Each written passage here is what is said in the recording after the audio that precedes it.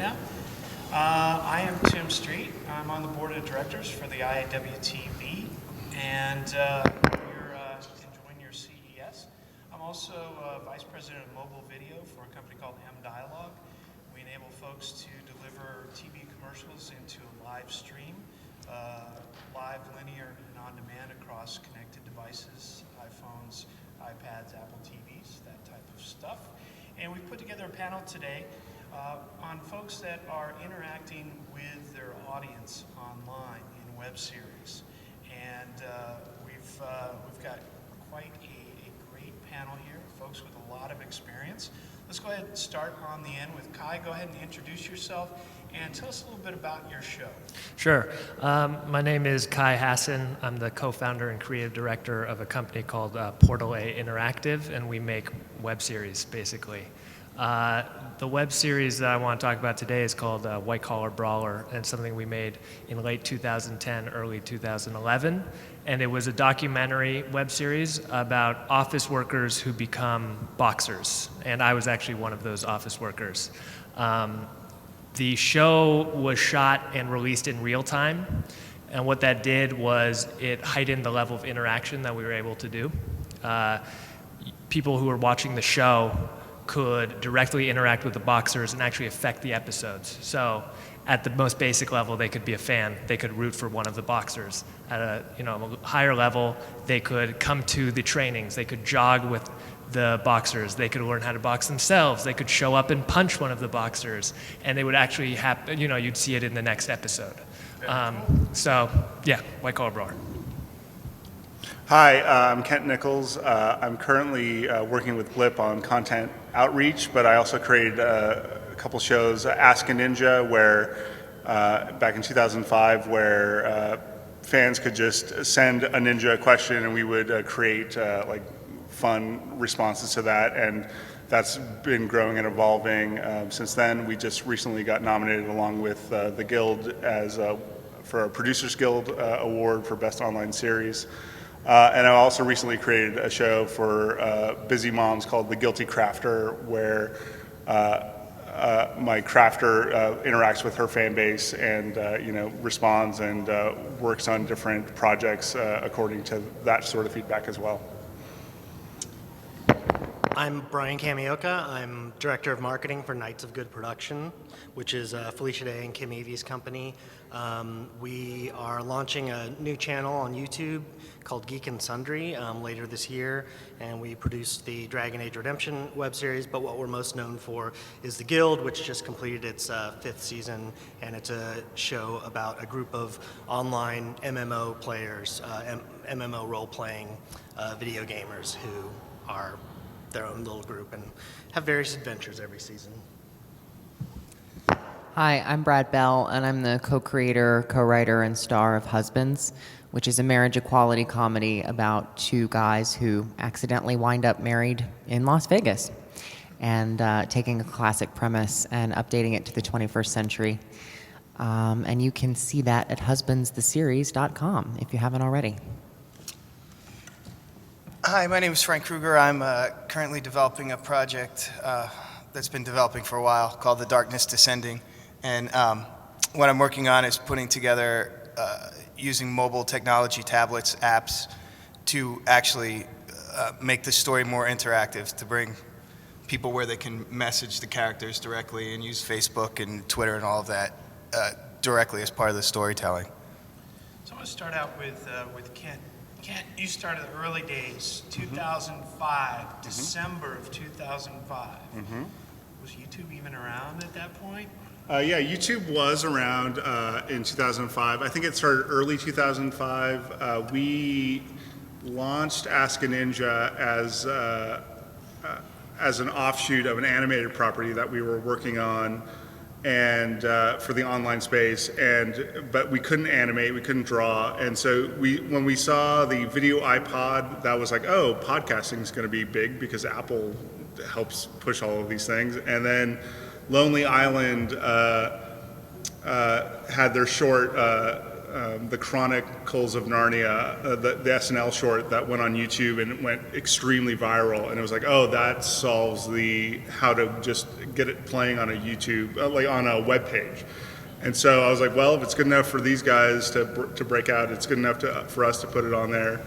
And so that was the very beginning of just sort of interactivity and really plug and play video on both fronts. And I think since then, streaming has become ever more important, like the ability to have it play on a website and now a mobile device as well, and then have that format. Like we stumbled on a great format of just a great Q&A format where it was a direct response to audience interaction, and it was near real time, almost like a stand-up, and a very simple setup, but it was a strong point of view and a strong connection to the audience that really made it a home run.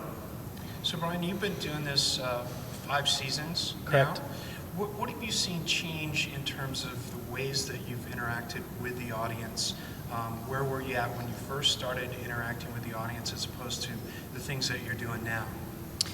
Well, I think technology has changed a lot. I think a lot of the initial interaction happened by finding blogs, finding ways to engage community forums where you want to follow up on posts, people ask questions there, and stuff has become a lot more real time for the kind of interaction with the cast that we want to try to do and the creator of the show.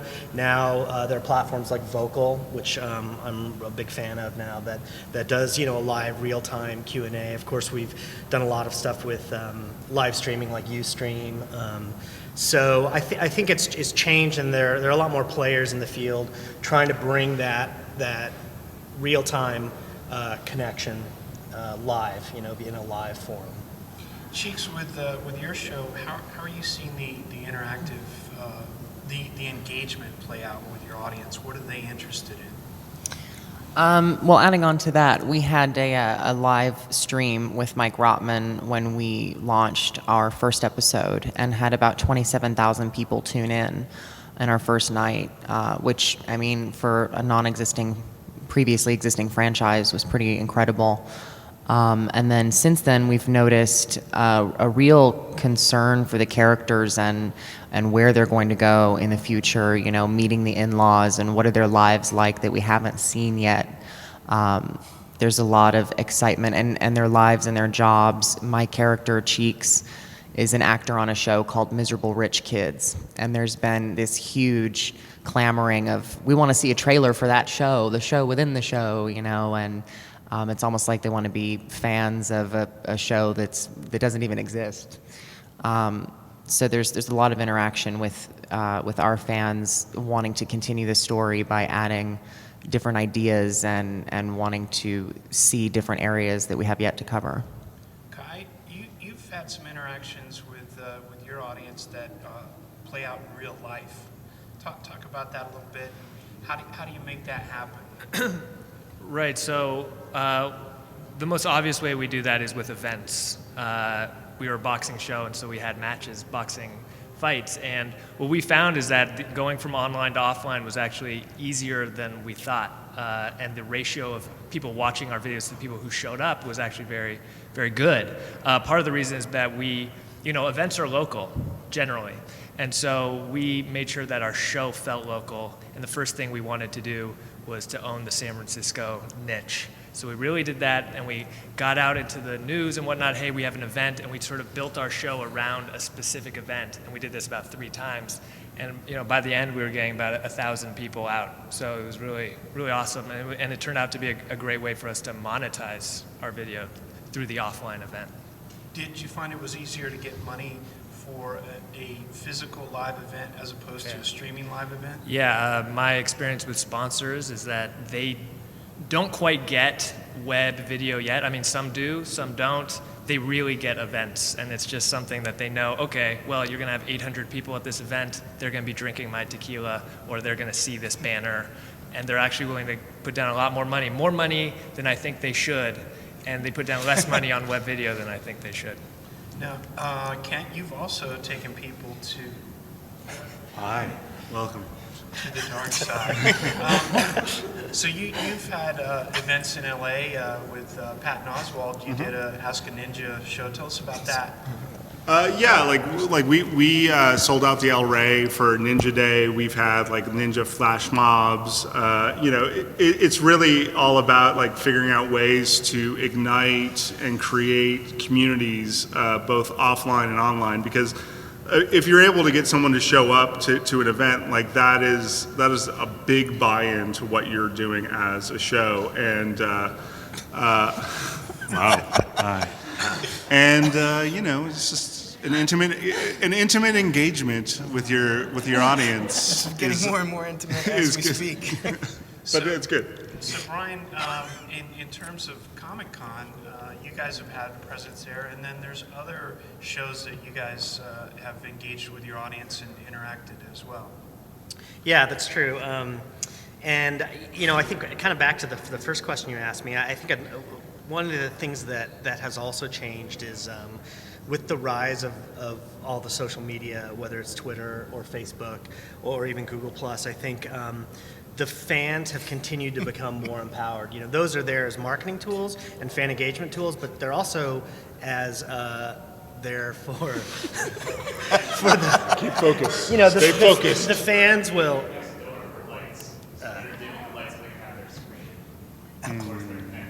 Tell them to stop. In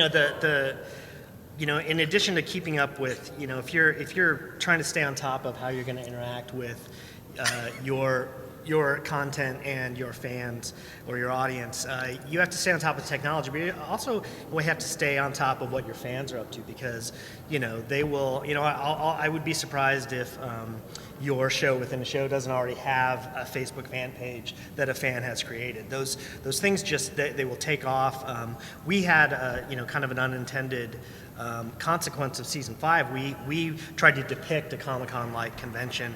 We ended up using 263 of our fans as extras over the course of our shoot, and they are now their own little brand. They've branded themselves the Guild of Extras. They throw parties. They have Disneyland outings, and they're constantly coming to us saying, "Hey, would it be okay now that the DVD's out for us to arrange a little private screening? Like, we won't charge money, but we need to rent a space." It was like, yeah, go for it, So they're coming to us with ideas. So that's another, huge thing. And then again, all these social media tools create empowerment for the fans as well, Frank, well as the brands. Social media is one thing, but what are you seeing going on in the gaming space, and how are casual games extending web series? What are you seeing going on in that space? Well, I see it. The original concept for mine was like Mafia Wars and people playing with each other in these casual games that people would play, if that was baked into the story, so everyone would join the story. And I'm coming from a place where all of my favorite shows, you would want to be in the show, you would want to talk to the characters, you would want to, like the Guild has that too, they want to be the Guild of Extras, they want to be part of that world. So if you create a world, whether it's Lost or Firefly or Star Wars, that's where I think social gaming, where they can get points and get rewards and take place, as well as Tim Kring did a project called Conspiracy for Good, where he initiated his audience in a web series world to raise money for libraries in Zambia through the story. It was integrated into the story, and then people raised enough money for 12 libraries in Zambia through the course of the show. So that is the kind of power that I think is possible with all of this social media that's directly connected to the story itself, where people will become characters in that story, especially if they can interact with a Facebook page that's the character, or a Twitter page that's the character, and they're getting, if I could talk to Luke Skywalker when I was 6 years old and get a Facebook message from him, I would have got out of my mind. So with husbands, Twitter, Facebook, what are your engagement tools? What are you seeing that seems to work best for your show? Well, I mean, every outlet that you would expect in terms of social media, what I think is remarkable about it is not necessarily we're not using any different platform any differently really, but what we sort of stumbled onto is an incredibly fervent grassroots marketing campaign because of the subject matter of our show. It's, for lack of a better word, a cause, which we talk about in the show, which again you can watch at husbandstheseries.com. And what we've noticed is that because it is a civil rights issue and a hot button topic, that supporters of gay marriage and equal rights in general, and fans of comedy for that matter, are driven to share it on their social networks through Facebook and Twitter, and that it's not just sharing good entertainment or telling their friends, hey, you know, there's this cool show you might like, but that it's actually an emotional attachment of something they already believed in that we just happen to support, and by sharing it, they're actually supporting a cause in an entertaining way. Yeah. Kai, bringing in, you okay there? Kai's been up all night. And it wasn't in Vegas, it was in Los Angeles. He just flew in. So Kai, what are some of the things that surprised you in playing around with the audience? Were there any things where you got to a point where you were like, oh, if I do this, this is going to happen, but you didn't know that to begin with? Yeah, there was a lot of things we learned. So the biggest surprise we found was that there is we like to think of levels of interaction. Like I said at the very beginning, there's people who just want to watch your videos, so your videos have to be good, just to watch. There's a level of people that want to comment on your videos. There's a level of people who want to show up to events.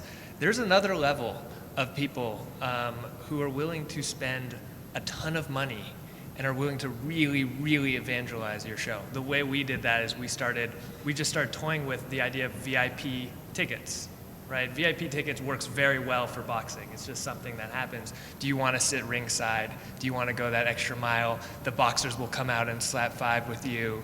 You'll be right there drinking a cocktail. Those seats sold out faster than the regular seats. I think by the end, the ratio of VIP seats to regular seats was 33% VIPs.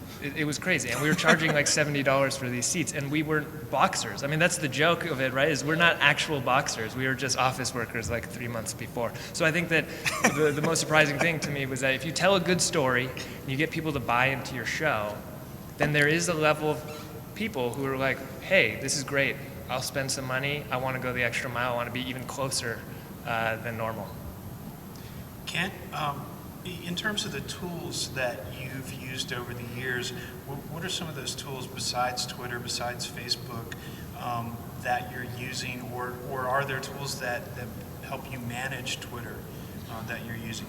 Oh yeah, you have to use things like Hootsuite. My wife just became sort of a semi-professional blogger over the Christmas break, and she's like, how do you do these Twitter things? And it's like, oh, you don't use Twitter, you have to use like a management system. She's like, oh, okay. And so Hootsuite, TweetDeck, those things are invaluable. In terms of creating VIP things like that, we're seeing a lot of heat now with Kickstarter and Indiegogo. We at Blip just have our own new curated page on Kickstarter where we can find web series that we really like and feel that are doing great. But with Ask a Ninja, we had a Kickstarter where it was basically we were just selling T-shirts, but in order to keep selling them at a higher price, we also added in for $1,200 the opportunity to be killed by the ninja, and so many people scoffed at that. They're like, how dare you think you're worth that much, and blah blah blah blah blah, and people were calling me up trying to negotiate me down, and then out of the blue, a random hardcore fan from Florida just bought it, and it was great, and we had him come in, we killed him. We hung out all day, took him out to lunch, and that's cool.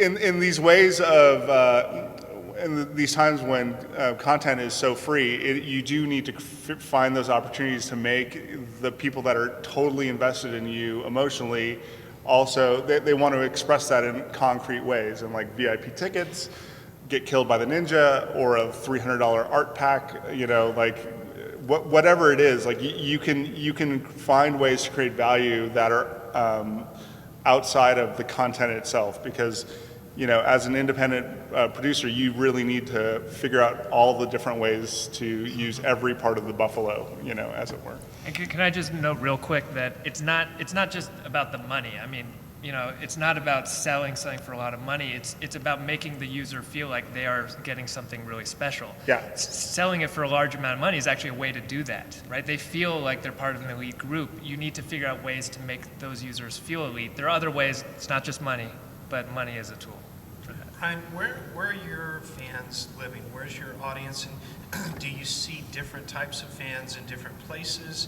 And have you seen them migrate over the seasons to different areas? I mean, you release your videos first because of a sponsorship. You release them on MSN, and that plays on Xbox as well. So how does that affect the interactivity? Well, that's something that was a natural fit, and being part of Xbox's content, and being content there for gamers, made a lot of sense. And, that's been a great partnership for now 4 years. I think, it's been surprising to find, our fans worldwide, and part of that is an extension of the World of Warcraft, which the show is sort of based on, that's a worldwide phenomenon. So, we get calls every day on Twitter or Facebook, when are you going to come to, be it this small town in the Midwest for a convention, or when are you going to come to Germany? And, the cast, we try to get it out to a lot of conventions. One of the big surprises that I found, I don't know if I'm answering a question, so tell me if I am, but one of the things that's been a big surprise for us is that we have a huge following in the military. And they are the guys and women in the armed forces are not out there tweeting about, I just watched the Guild and I'm in, wherever, Afghanistan. But we see them in little instances. I'm just back from a 4-year tour of Iraq, and I think Microsoft just gives Xboxes to anybody who's in the service, and they actually don't have cable, but they'll almost always have internet access in the military. So that's been a great kind of surprising vector for us. So it's been on our radar for a long time if we could try to find a way to do some kind of small scale USO involvement and get our cast over there. But that's been a big surprise as we see, and as we talk to military people, they're like, oh yeah, I watch you on my Xbox. With husbands, have you seen any conversations, any engagement taking place on social media channels that you don't control? Are there forums? Have you engaged any haters out there?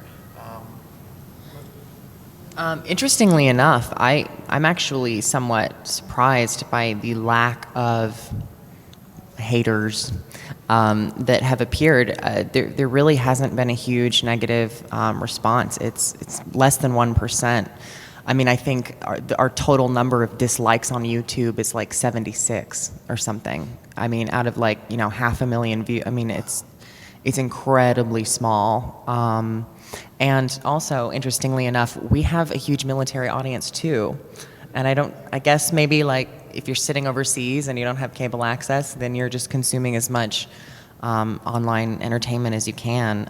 But yeah, and on top of that, you wouldn't, I guess, expect a gay marriage comedy to be huge with the military, or maybe you would, I don't know, depending on your politics. But our highest level of engagement for a period of time was coming from Iraq. It was like a small group of like 160 or something, not a big number at all, but just about everybody who watched it in Iraq would like and favorite and be involved. So yeah, that was surprising. Frankie, you spend a lot of time with the studios, hanging out with the digital departments. What do you see going on in that space, and what are they looking to do to, it seems like as independents, we've kind of figured stuff out, but how have they learned from our successes and mistakes? Well, I mean, I've pitched to a lot of studios, and I've talked to them, but seems slow to move on the new thing like anything else.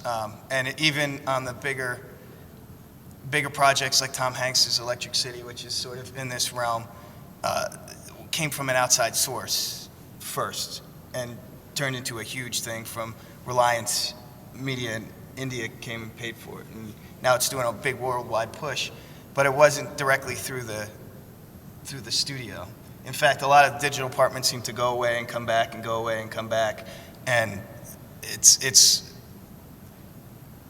I don't know. I don't want to say I'm this discouraged, but I'm kind of discouraged that the people with that kind of power don't move a little faster in that realm. It seems like for 5+ years, every studio has been like, we need a digital department, and that's sort of as far as they think it, right? And then they set one up, and then that's it. I think it's always driven, to be less negative about it, it's always driven by the creatives. It's always driven by the innovators. When you talk about studios, I look at people who did Lost. What they did in that space on TV with their websites and all of that interaction is what we're talking about. And they had it through a mothership show. So people and Tim Kring did it with Heroes as well. Did all new media. The innovators are always going to lead the way. It's not going to ever be a corporation that leads the way. It's always going to be the artist that leads the way first. And then when the money comes in, the corporation will see the value, and then they'll go that way. So Kai, sorry. corporations. You've worked with a few corporations. You've also done some work with political campaigns. What kind of innovations have you seen both with liquor companies and politicians? Yeah. And I saw MC Hammer last night here.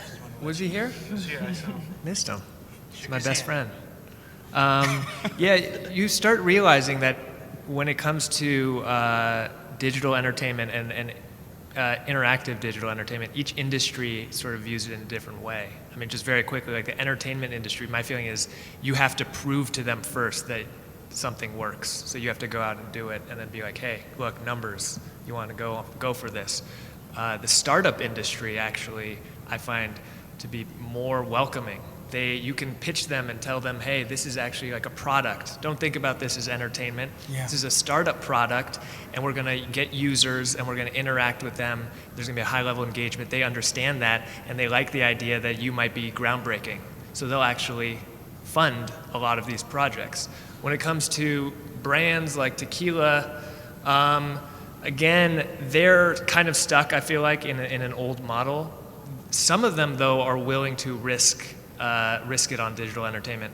I think someone once told me, I asked the Streamy Awards, the creators of the Streamy Awards, I'm like, how did you get Kodak to sponsor you for the second go around? And one of the creators said, I guess one of the guys at Kodak didn't have a family, meaning, if it didn't work out, he's getting fired, but it's okay because he doesn't have a family to support. That's the thing. You need to find people who are willing to take risks at these brands. A lot of them don't want to take a risk because they really cherish their job.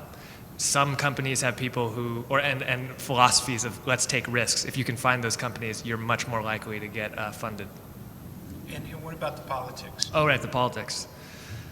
Well, the politics are weird. You look at political videos, and they all look the same, to me at least. You can really just spot them, and it's like, I feel like you could write a dissertation on why that is.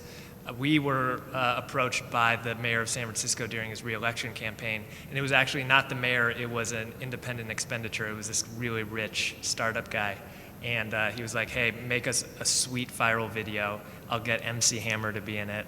I'll get Brian Wilson. I'll get all these celebrities. You guys make the video. So we were like, hell, why not? We just went all out, made this crazy music video. I really felt like I was lucky. That's not an opportunity that normally comes around. However, now that we've done it, and it was very successful, it was really targeted. It got I think it's about 600,000, 700,000 views, but those are very much in San Francisco. Now that we've done it, we're getting calls from the DNC. We're getting calls from Republicans also. They want videos that are much more aggressive, much more ambitious, speak to the YouTube community. You have people ask the question of the Ninja. where are you're getting most of it from your YouTube comments, or are you taking them from Twitter? How have things changed over the years? Yeah, we started with Gmail, and then now we take them mostly from Twitter comments and YouTube comments, where, because the YouTube platform just rewards interactivity there, and we're also I'll post a video, and then the Ninja will answer questions for a couple hours after the posting, to really encourage people to start the discussion. And we're trying to take it from our various platforms. We're also experimenting a lot with YouTube and playlists, and integrating other content from other creators as ways to enrich our channel, both for Ninja and Guilty Crafter. So it's always evolving, but you definitely need to find the ways to benefit you. We've worked with several creators that were it's more beneficial for people on my website for me to have people go to my website, so I'll answer a couple questions specifically from my website, not just from YouTube comments or this or that. And so you can really start honing and shaping behaviors of people that you really want to become bigger and better fans for you. Have you done any live streams and had the Ninja? We have, but so long ago. We did a couple live streams with the Ninja, but we haven't done them recently. I think we'll probably do a couple with the Guilty Crafter coming up, but the live streaming thing is really interesting, and I don't think it's a huge money potential at this point, but I think it's a good way to drive engagement, drive it as a event that you can achieve on a regular basis. Brian, do you ever have any negative comments that you have to deal with that get posted in different areas, and do you just leave them there? Do you polarize your audience and let them do the fighting for you? What's kind of your feeling on hey, I really want to go out with Felicia, and this are the things I want to do with her? We don't get as much of that as you would think, but we get negative comments all the time.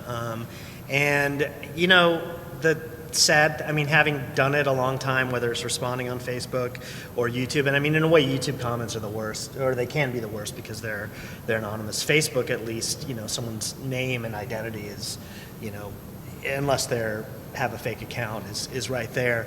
It's tough. I think you just sort of evolve to a policy. There are some answers, some questions we just don't answer because we don't yet have a Region 2, I think, or whatever region the UK is. We don't have a DVD out. We're working on it. We're not quite big enough to get a brand. So that's just a question that for a long time we said we're working on it, and we've been saying that for 2 years. So we actually just don't answer that unless it's a direct email, So, negative comments, it just kind of goes with the territory. And if you want that engagement, the negative comment comes because people still do feel some connection. Maybe it's not a positive connection like you would like, but, you have to take the good with the bad. What you find, too, is a lot of times, your fans will jump in there and stick up for you. I did make one of my mistakes I made on Twitter is when we had the comic book based off the series come out from Dark Horse Comics, and then Dark Horse Comics made them available for the iOS system, but they had no plans to do an Android thing. And I got into this guy, I let this guy pick a fight with me, and he ended up calling the guild anti-geek. And I went, what? How dare you? And so I retweeted him deliberately to sick all our fans on him. In the end, I was like, oh, that's not right. I shouldn't take whatever we had at the time, 50,000 fans. And the Blair Witch guys told me, they said, never respond to a negative question because you'll just engage them, and at the end of the day, you're not going to change their mind, and it's just going to waste your time. Yeah, yeah. So I mean, and it can be hard. I mean, because you do get people, wanting to pick fights, and they're more, emboldened because of anonymity or because they have an automatic platform, or whatever. But it just goes hand in hand. I mean, that's the same mechanic that's making that driven connection to your show from all your fans who are retweeting you and sharing to their friends and helping their friends discover the show in the same way they discovered it. So, with Husbands, have you found any of the audience interaction is driving any new creativity on your part? Are you looking at doing things differently, writing things differently, moving forward because of things that you've got from your audience? Interestingly, I have a theory that if you are really aligned with your audience, then what you're creating is what your audience wants to see as well. And I had written some ideas down for where our story could go, and I tweeted just a few days ago, where would you like to see the story go? And maybe 85 or 90% of the responses that I got back were things that I had just written down. I mean, it was kind of like, gave me goosebumps. I was like, whoa, okay, so we're on the right track here. And I think that if you're really making what you want to see, then you attract the personality that wants to see that material as well. And so as you continue making that material, what you want to make happen is exactly what the audience wants to see. Frank, when it comes to mobile, what are the new opportunities that you see in the mobile space in terms of interacting with your audience? And have you looked at anything in terms of a two-screen interaction? Two-screen meaning TV and iPad? An iPad? Yeah, I mean, I'm focusing primarily on the iPad tablet. I just think there's a huge opportunity, not just with the iPad, but with the tablets that are coming out, because of the user interface and the way it tells video and the way you can do all kinds of different aspects of it. So it's exciting to me when I started trying to put together the iPad app and design it, that it blew apart what I could do with the story, or how many different branches you can go. Because a lot of times it started as just a feature film script, and you can tell one part of the story, but with the different interactions and shooting independently, you can branch off on all of these different characters that have a rich underlife that people can explore and pick and choose and shape their actual experience of the entertainment story. So if they want to follow this path, they'll get a different experience than if they follow just a linear story. The people who followed Lost all the way down the rabbit hole had a different experience than the people who just watched the TV show. And with a tablet, you can put it all in one place, and you can have all of these things. You can have mini games, you can have maps, you can have all. So I'm trying to figure out how much I can put into one app and make it still feasible, but at the same time, you get to explore all the little nooks and crannies into a story that was could be just a basic linear action story. So that's what excites me about it. So monetization-wise, there's also it's a whole revenue stream, plus microtransactions, plus cross promotions with music, plus merchandising avenues, all connected to 250 million credit cards. So that monetization avenue, but that's not my main focus, except that it's good to do a business plan that way, and it get people to realize that you can do all of that as well.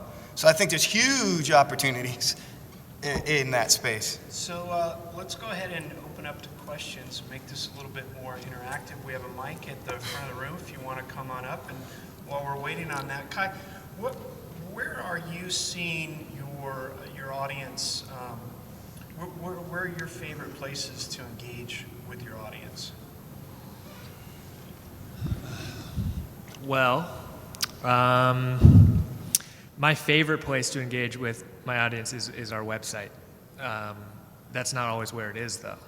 The website is a great place because it's like an ecosystem that you can set the terms. You can bring in all these different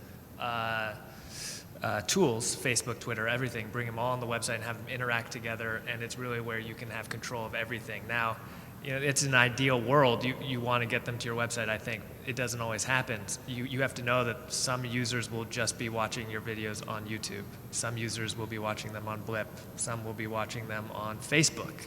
And so you have to definitely make sure that each of those experiences make sense and work, and your story is still being told. In an ideal world, though, I really do like the website. But I will say that there is something about mobile that makes me feel like this is, when I watch a video on an iPhone or an iPad, it's more beautiful to me. I don't know. I agree with that. And I think that they're right. I just think that there's so much possibility there. Crisp. There's so much. I'm more excited by mobile than just internet video, frankly. And I think the future is there. I agree with you. 100%. Yes, sir. I figure I'll start the ball rolling. I have two questions, actually. Who are you? Where are you from? My name's Jeremy Pepper from Los Angeles. Kent, your big hot video back in the day was the Ask a Ninja net neutrality video. When's your SOPA video coming out? Oh, I don't know. Yeah, we should figure something out on SOPA. It's such a conundrum right now. Can you explain SOPA? SOPA is isn't that the Senate version, or is it PIPA? Yeah, SOPA is the Stop Internet Piracy Act of whatever, and it's very terrifying what it could mean to small independent content creators like ourselves, because it could have larger repercussions to the services like Blip and YouTube and Facebook, even linking out to, if those services ever link out to anything that's perceived as piracy, they could theoretically be shut down. And so it's a large issue that could really start having consequences for everyone producing video in the space. So, yeah, I definitely think we need to figure out something, and I'm sure we'll the plotting and scheming for a bigger video, I'm sure, will come out of this weekend. So, hopefully that will start.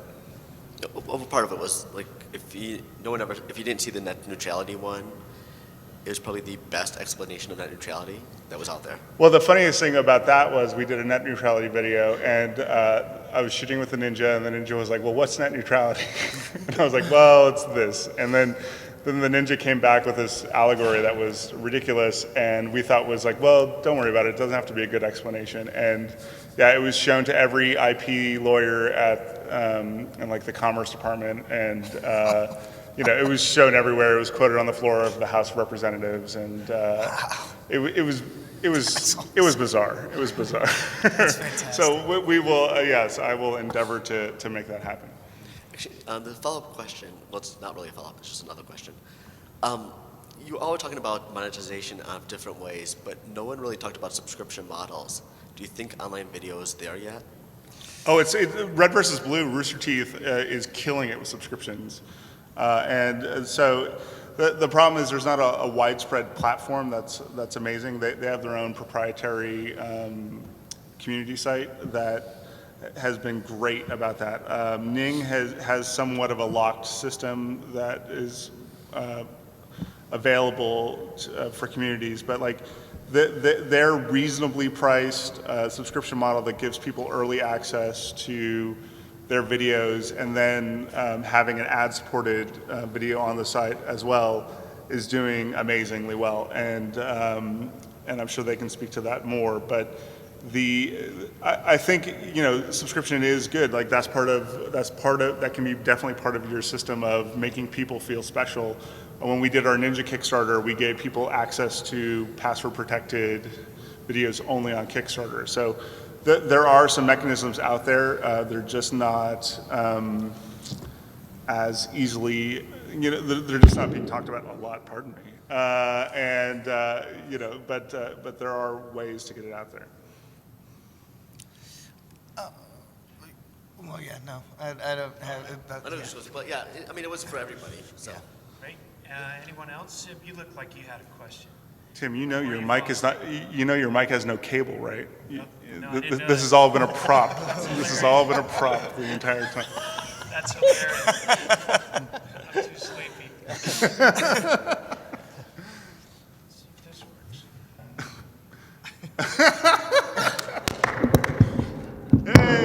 There we go. Yeah. Sib.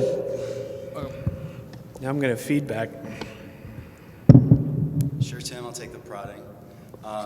Guys, thank you very much for the panel today. This has been great. I'd be very curious to hear your thoughts about where you'd like to see audience engagement and interactivity going over the next 2 to 5 years. You know, in your best of all possible worlds, in your wildest dreams, what does it look like to you? Yeah, what's missing? Kai? Well, I just said it, but I really firmly believe, and I hope also, that mobile is the next thing. I think that from a creative point of view, which I'm probably most interested in, mobile makes the most sense. I think that, you look at film, and it's its own medium. It's a big screen, so you make, and it's about an hour and a half long, so you make your content for that medium. TV, it's a separate thing. You make 30-minute episodes. Internet video is certainly something, and there are some specifics to it, but it is fairly close to television. I mean, you see a lot of people watching TV shows on Hulu on a computer, right? It also gets ported right up to your TV on Google TV or whatever. So what happens, though, when you take a small screen and then the person can go wherever they want? All of a sudden, you're talking about legitimately a totally new medium, a totally different type of interaction, because they have a calendar in their phone, a camera, access to Twitter, GPS, all these different tools that a storyteller can tap into to tell something that's extremely unique. And I don't think anyone has broken the code yet. A lot of people are doing things with ARGs that are very cool, but I have yet to see something that makes me go, okay, that was how you tell a story on a phone or a mobile device. Yeah, I'm really interested with some of these location-based stuff, but not necessarily ARGs, but you have to stand in a specific spot somewhere, and this story will tell you, only unfold there. I think that's really interesting. But I also think, part of this stuff too, it's so new, it's new and old in the same way. I remember when I was an aspiring filmmaker, you'd read the stories about people that chose to self-distribute, and it was always it's a nightmare to four-wall, and you have to get the venue, and you have to do this and that, and but so it was, the tacit message was just sell to distributor. It's so much simpler. And now I think that is becoming less and less of an option, to just sell your stuff and pray that it gets out there and that you recoup and all of those things. More and more, you need to own those audience interactions. There is going to be no one that just sort of swoops in, saves you, and gives you $1 million for your thing, your project anymore. You really need to take it from cradle to making it an enduring property that's engaging with an audience and owning that audience interaction. And that there's no shortcut, and it's a ton of work, and there's always going to be new platforms. Brian? I think there is so much possibility to mobile, and I think about all the ways when we in a way YouTube for us is now reruns. We roll out YouTube after it's not our initial run, usually coincides with our DVD release and stuff, so we're always looking to enhance our YouTube content, whether it's through annotations. We have more languages captioned when we make it to YouTube, but there's still so much more possibility, and I think mobile does open up. I mean, in part it's so powerful just because we don't carry our TVs around with us 24/7, but we do our mobile devices, and I think Kai's right that no one's really broke the code, because I think, the Guild could do that now. I mean, we could build a Guild app, but then we have to do it for iOS and for Android, and I guess maybe for Windows. And then, that's 3 different, universes we have to work in. And there is so much great possibility. I would love to see mobile content have some, universal standards. So there's things like you could just, do a swipe or a click and pull up the map and see where that content was filmed, or directly like tweet not just that video, or even share the video from mobile to mobile. I mean, I'm still stuck on this idea. I introduced my mom to cat videos. My mom doesn't use a computer, but I showed her Maru, this Japanese cat. This is a clever, funny Japanese cat. And she literally went to her phone and called her friend and said, "Oh, you have to go look at it." And I was like, wow, this is like the Stone Age of how all the ways a viral video can be passed. It sometimes can be passed through an analog phone. But I'm thinking, why can't I just have a video without having to email a link or text a link to someone, like, whether it's, and all these, things are charging forward with different technologies. So, I'd like to see that become more robust, but also just not be locked down into, you have to work in this playground and this sandbox and this place in order to do the appification of kind of the world has kind of siloed things. And I'd like to see that be broken apart. And with Husbands? We actually designed Husbands. There's not an episode of Husbands that's over 3 minutes long. And before we even wrote the script, I knew that part of the intention would be to allow people to enjoy this content while standing in line at the grocery store. And I would literally see that exact comment. I watched episode 5 while standing in line at the grocery store, and I would think, wow, mission accomplished. It's short, it's punchy, it is not a huge commitment in terms of your engagement in the story. You can see it, it's pretty, there's cute people, and it's got funny jokes, and it's over in 2.5 minutes. Great.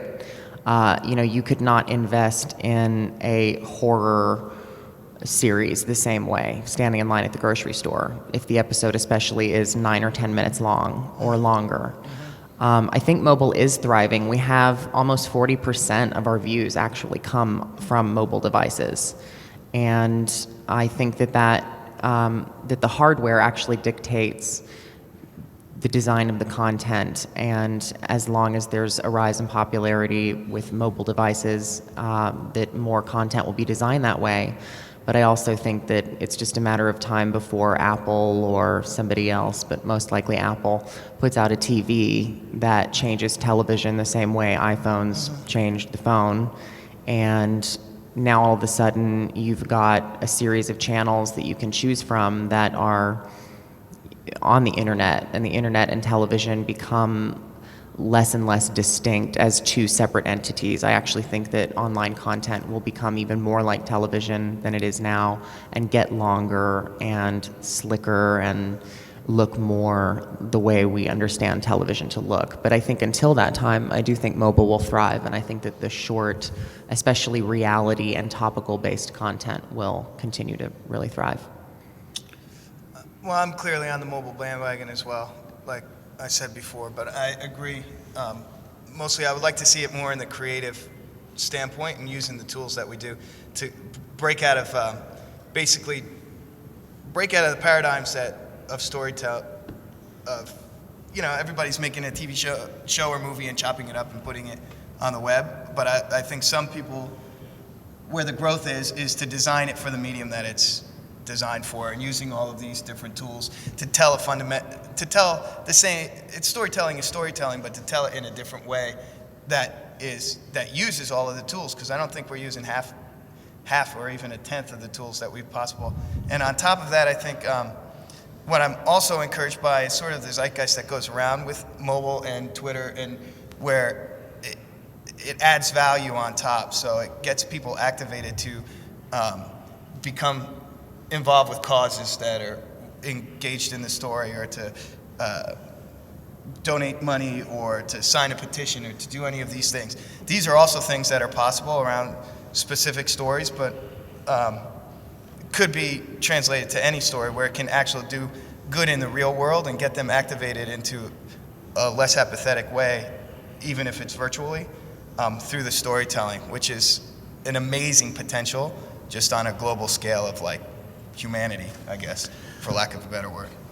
When I spent time in television doing things like the launch campaign for Buffy the Vampire Slayer, we do pilot presentations where we do a movie trailer basically for a new TV show that explains what the show is, where it's going, and why an advertiser would want to invest in that show. Do you see social media and the interactive tools that you're using to interact with your fans now, do you see an opportunity there to test the waters before you launch a show and to engage an audience ahead of time and float some ideas? I mean, with Husbands, you talked about throwing out a few ideas, but are there anything else that you guys have played around with in this space? Anyone? I notice, how do I explain it? Something will get a big hit that I'm not even anticipating. I'm not thinking about it in terms of testing the waters. I'll tweet something personal about, a mishap while I was cooking, and it'll get 100... Did you say cooking? Cooking, yes. Or something like that, and that'll get 100 retweets in 10 minutes. Whereas maybe a long-winded story about spilling nail polish on my new carpet or whatever is not as interesting. And I'll just happen to say something and I'll see a surge of response, and then a light bulb will go off and I think, okay, something about that is resonating with people.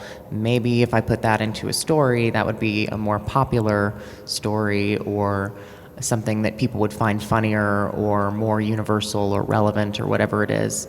But it's not usually with the intention of testing the water. It's usually just an accident. Like, well, that worked. Why did that work? And then sort of applying it to something else. I have a different thought, because I have a pilot season, a 5-episode pilot season for The Darkness Descending, and then I was going to continue it and try and go, but I wasn't able to get the scope to do the story the way I wanted to do the story. So what I did is put it on pause, because what I didn't want it to happen is have fits and starts and change the way the actual story is going to be told. You don't want to roll it out, then wait 9 months, try and raise money, roll it out, and because it's it's an action dramatic serialized thing, I needed that money to make it happen. So it kind of worked against me, I feel, a little bit, because if you just test the waters a little bit, but you don't have that follow through and you can't continue, then it's better to just wait, get your whole ducks in line, and then use it on the concept and try and maybe make a trailer or maybe make some different things. Because you could get stopped. Yeah, the clock starts. Yeah, you don't want the clock to start before you're ready for the clock to start on your One of show. the panels we were on yesterday talked about how, or it got brought up that if you're going to take something and pitch it to a studio or a network, you don't want to put the trailer online, you don't want to put a single episode online. Just keep it private first, go around and pitch it. But I was curious in terms of social media, if there was anything that you guys have played with in doing... I see a lot of people do that now that I'm really interacting with the Kickstarter community. A lot of web series will put their pilot episode or a test, as a sample of like, here's the quality of product that we're going to do. And I think we've seen in our community the Squaresville series did some stuff like that as bait to help raise money and support. And so I think I think it can be valuable, but like, you have to have a plan. You have to be ready to go into full production. Be ready to go with Right. follow up. But if it's just out there languishing, it can definitely work against you. We had a question? Yeah, hi, Douglas Hunter from Los Angeles. As an independent producer coming from the feature film world, I'm used to being a hyphenate, but what else am I looking for on my team? People that can help me with blogging, with tweeting, with web design, with, what are the other key players I need to get my production, an audience out on the web? Brian, you want to take that one? You There's a lot of your wheelhouse there. Yeah, I mean, I'd say, I mean, the biggest thing is you really have to have. So maybe refresh us on what you do on the show. What are all the different things? Sure. So for the Guild, I manage all our social media networks, and then I get sort of thrown special projects. Like one, I created a scavenger hunt for our fans at Comic-Con a couple years ago. So there are a lot of just individual campaigns that tie into a season or a launch or whatever. I think the biggest thing is don't shoot your content and then start your marketing plan. You need to really be in pre-production planning with your marketing plan as well. And I think the biggest thing is you will, things will emerge from production that will make great ancillary content.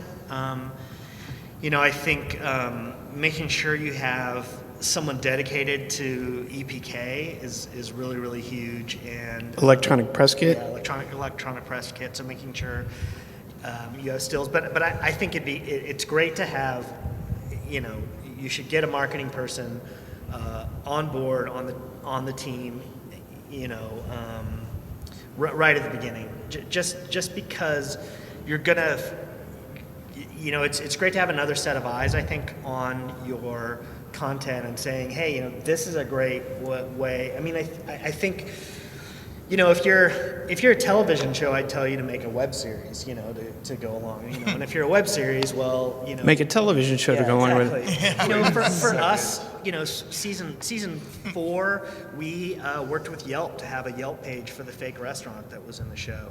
It really depends on your content and who you think your fans are and how they're going to do it. I mean, we have had since episode 1 or 2 of the Guild of season 1, we have had a fan guild, an actual fan guild. That's a little pocket of our community of people who play World of Warcraft together with our cast who are those players. Now, is Husbands going to have a fan guild of 100 people playing World of Warcraft together? Maybe not 100, so you have to, find out how you're going to target those audiences, that audience.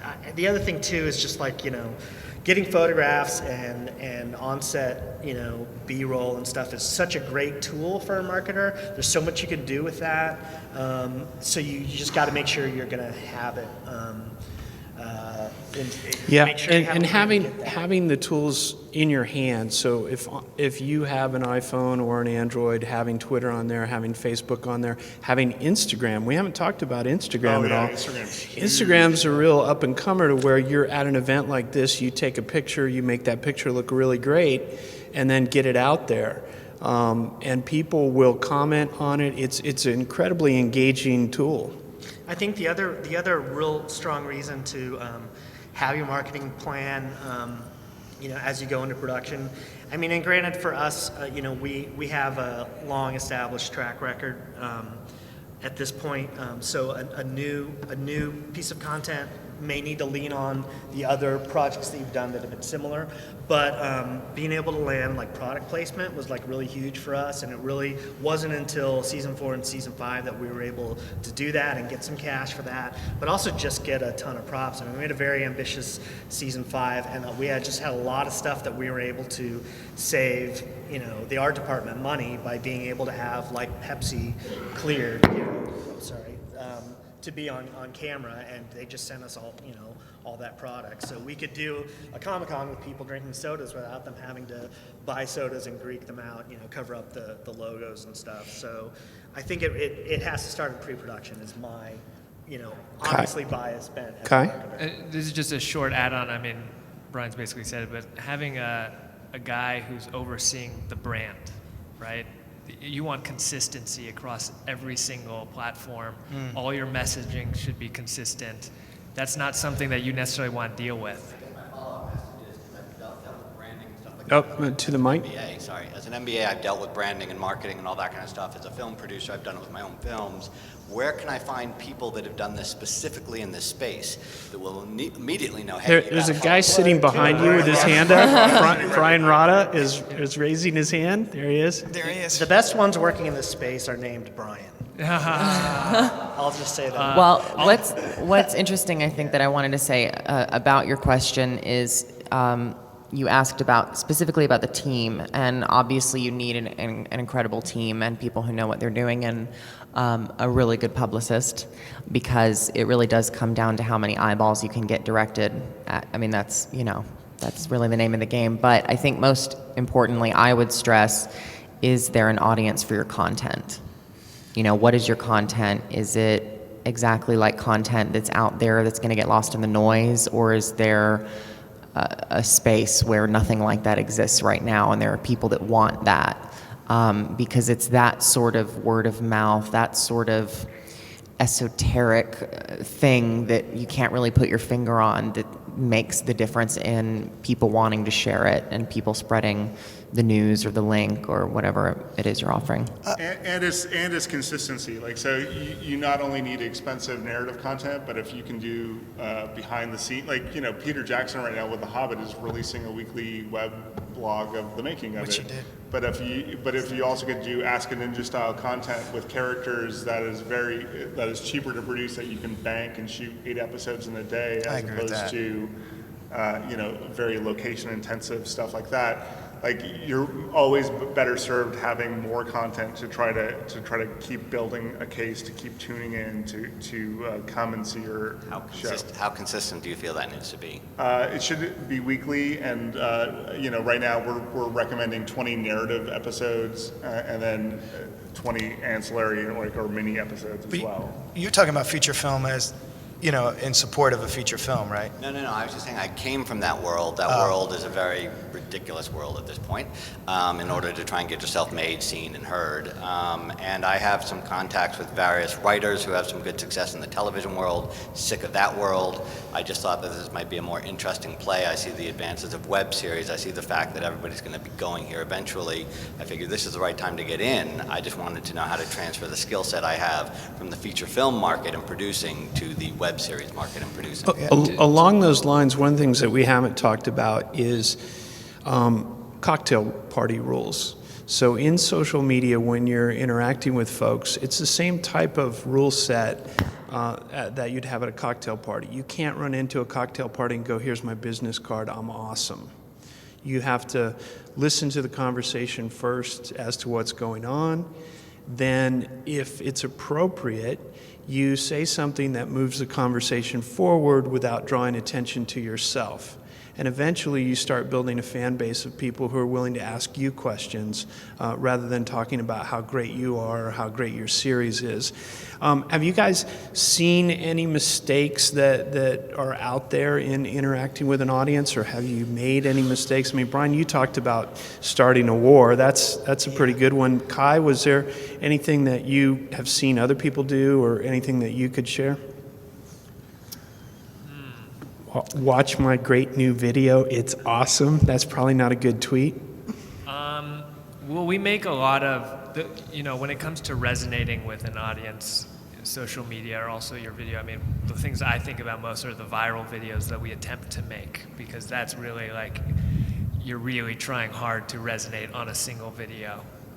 And you use the video, but you also use social media and whatnot. Our strategy is always to go after niches, and to really speak to them, but sometimes we totally F up, and that's the worst type of F up. You'll be embarrassed, you won't get a lot of views, and all the comments will be like, you're an imposter. And so we try, we spend so much time when we write these types of stuff to get it just right, to make sure we user test. We go to the people who are actually in the niche and we give them the script and we're like, does this make sense? Are you laughing? Is this funny? And if they don't laugh, if they think it's wrong, anything's wrong, we have to change it up. Ken? we're all human. We all make tons of mistakes. So, yeah, but yeah, like it is just coming off of, like I think our biggest mistakes have always been just sort of, it's exhausting to be consistent, and sometimes, especially with a small team, and sometimes it's just like, okay, well, we're just going to go dark over Christmas. Like the question is, how much do you communicate about that, and how much do you come back, and like, and though we've been producing consistently over the last 18 months, people were like, where'd you go? Like, what happened? It's like, okay, there's no perfect answer, especially when you're doing it on a human scale. Like, you can definitely sort of try to automate things more, but that becomes less personal and less responsive. And so, your best hope is that you can try to convey your humanity behind what you're doing, and just be like, and try to be authentic to yourself, and hopefully that comes across as earnestness and authenticity to your audience, and not crass or whatever. So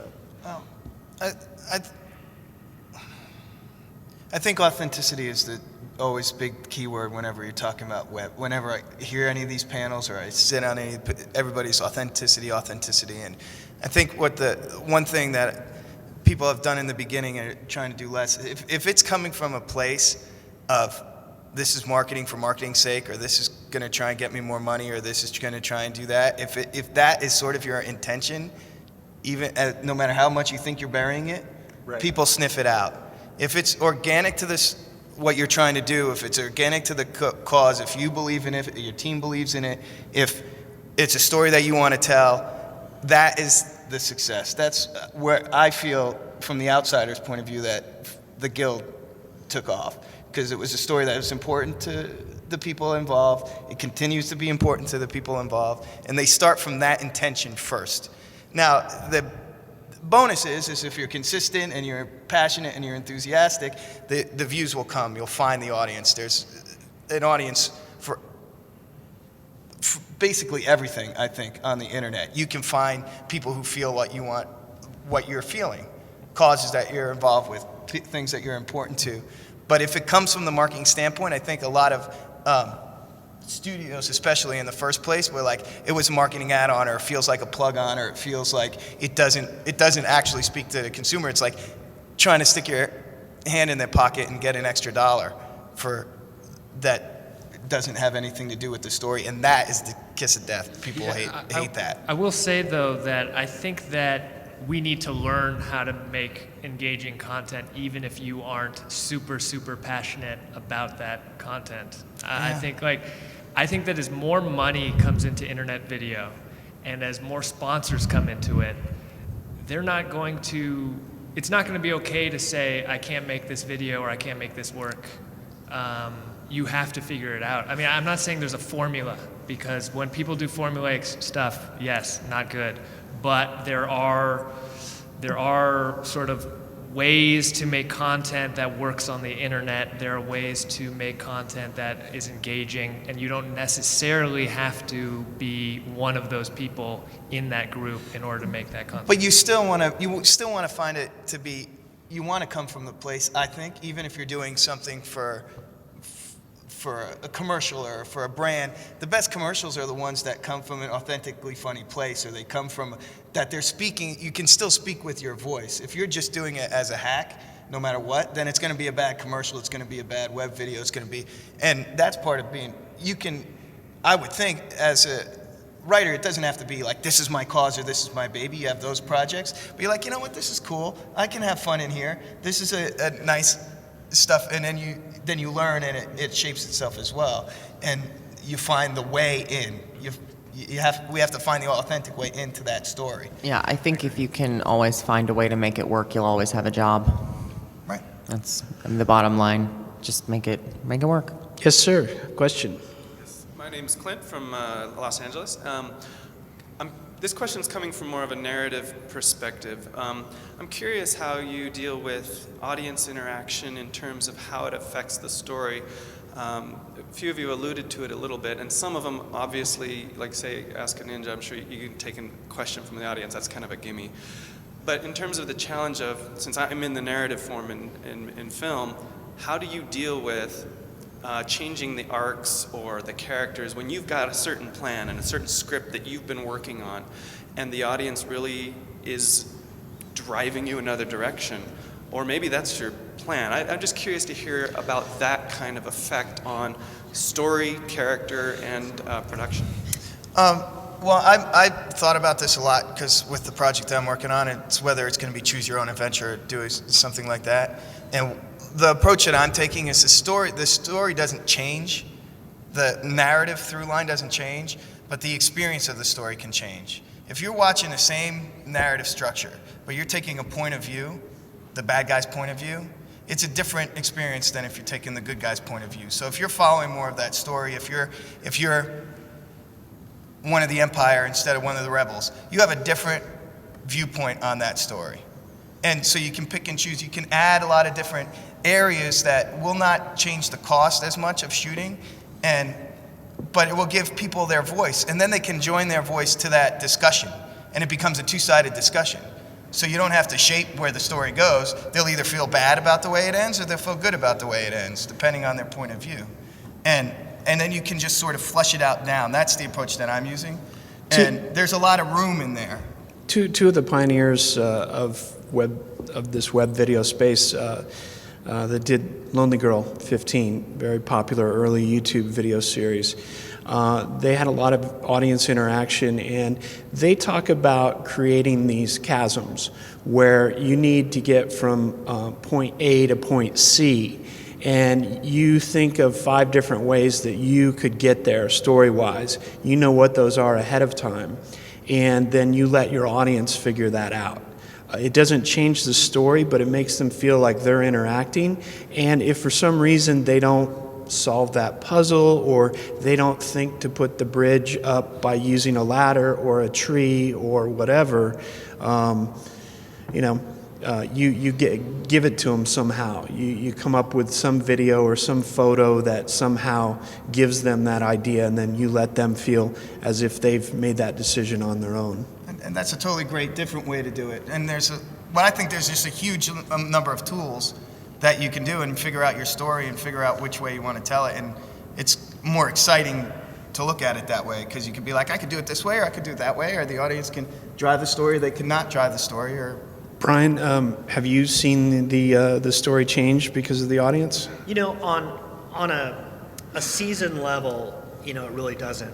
And Felicia is the sole creator of the show, so we're really, we're much more like interactive after the fact. I mean, we're a sitcom that goes up on the web, and we build our interaction around that, and we extend our universe after that season has been created. But I will say, there is interaction that happens over social media, audience feedback that does happen.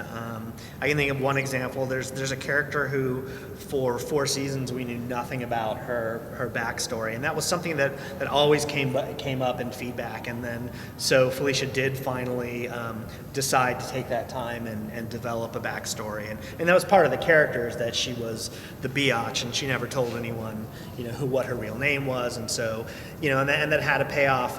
And there are several other instances like that. For us, it happens on a much bigger scale, that over time we see, in all our interactions, people say, this is my favorite character, or this character, it'd be hilarious if this guy got a love interest finally, and so it does affect it in that way. Yeah, and like you can do it if you have an audience following, starting off, you need to have a clear idea of production, and then that's where you can also figure out stuff with those mini-sodes I was talking about. If you can figure out ways to shoot while after you've banked most of your narrative, stuff that what's going on, but you can have off-book, off-narrative stuff that's in character that you can really start interacting with your audience with as well. So there's lots of things like that, but due to the exigencies of production, you sort of do need to bank all of your days,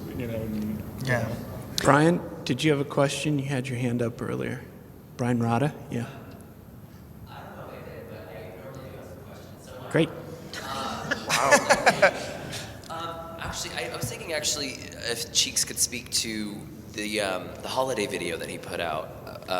What is this holiday video I keep hearing about? There was a great video. Celebration. What? And like, was that more? Did that come from the fans? How much did they influence that video, and why did you create it? And That was a little bit of both. Adding on to what we were talking about, I think that you can always take input from your fan base, but you need to preserve the reason that you're telling the story. And the reason that we did the holiday video was engagement while Husbands is, while season 2 is being conjured up. And I think that,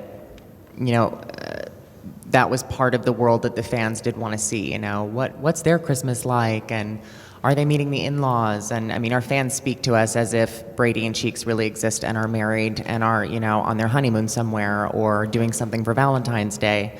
So we just responded in a way that assumes that the relationship is real. And sure, they're off living some, crazy, fabulous life in some alternate celebrity universe.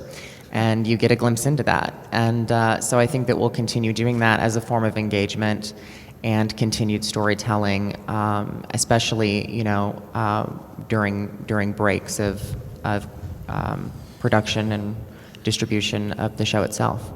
Brian, the Guild did a music video. That was there any, how did fans take that? Because it was totally off the wall from what the series normally is, and it went crazy. It got so many views. That was a huge success for us.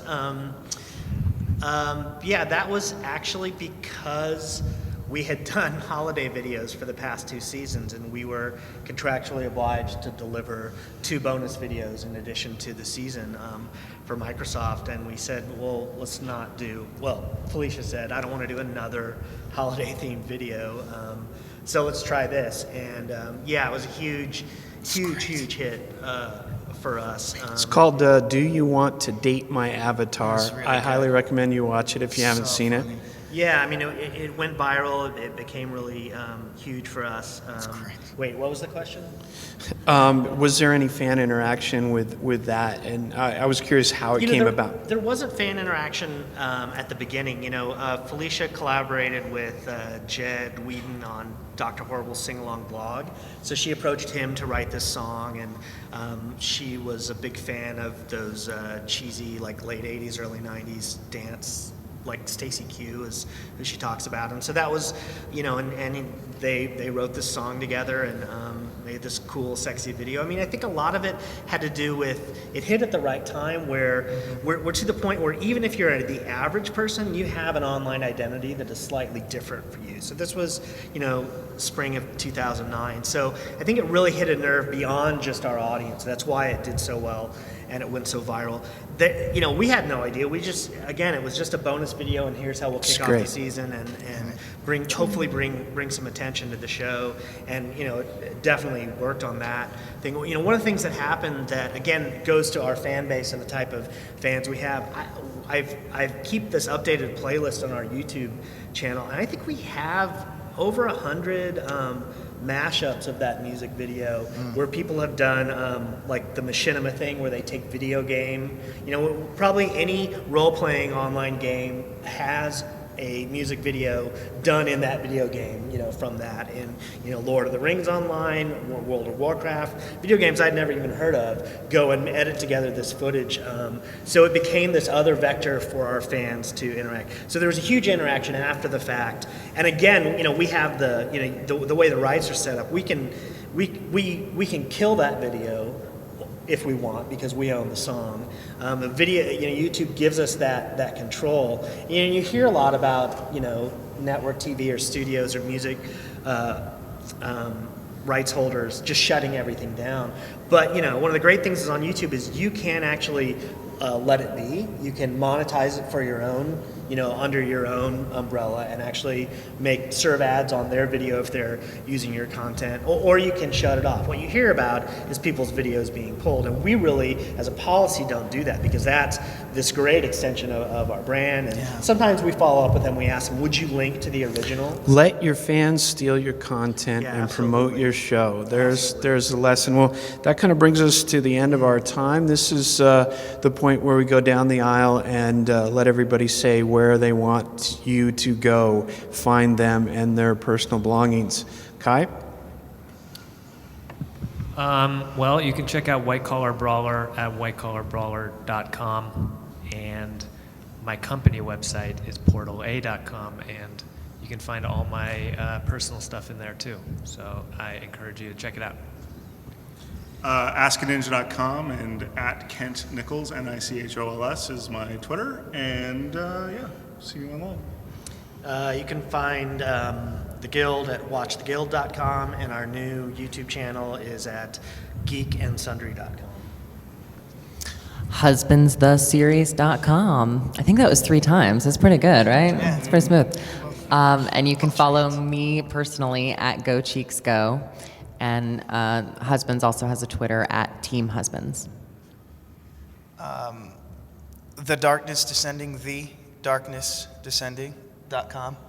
I'm at Frank Krueger, like Freddy, Krueger on Twitter, and at Redemption Film is the Twitter right now, as it is. Great. Building.